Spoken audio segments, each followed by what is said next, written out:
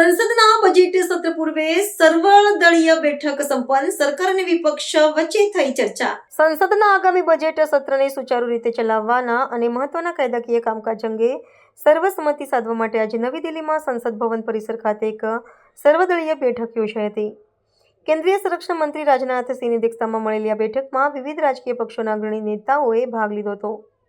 બેઠક દરમિયાન કેન્દ્ર સરકાર દ્વારા આગામી સત્રની કાર્યસૂચિ રજૂ કરવામાં આવી હતી અને લોકશાહીની ગરિમા જાળવીને ગૃહની કાર્યવાહીમાં સહકાર આપવા તમામ પક્ષોને અપીલ કરવામાં આવી હતી. આ બેઠકમાં સંસદીય કાર્યમંત્રી કિરેન રિજિજુ, જેપી નડ્ડા સહિતના કેન્દ્રીય મંત્રીઓ અને વિપક્ષના નેતાઓ ઉપસ્થિત રહ્યા હતા. વિપક્ષી નેતાઓએ ખેડૂતોના પ્રશ્નો, મોંઘવારી અને બેરોજગારી જેવા પ્રજાલક્ષી મુદ્દાઓ પર ગૃહમાં વિસ્તૃત ચર્ચા કરવાની માંગ કરી હતી. સંરક્ષણ મંત્રી રાજનાથસિંહે ખાતરી આપી હતી કે સરકાર નિયમો મુજબ તમામ વિષયો પર ચર્ચા કરવા માટે તૈયાર છે. આ બેઠકનો મુખ્ય હેતુ સત્ર દરમિયાન થનારા સંભવિત હોબાળાને ટાળીને જનહિતના કાર્યોને પ્રાધાન્ય આપવાનો રહ્યો હતો.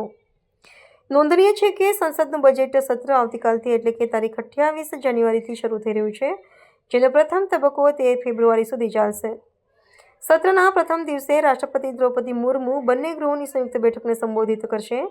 ત્યારબાદ 1 ફેબ્રુઆરીના રોજ નાણામંત્રી નિર્મલા સીતારમણ કેન્દ્રીય બજેટ રજૂ કરશે.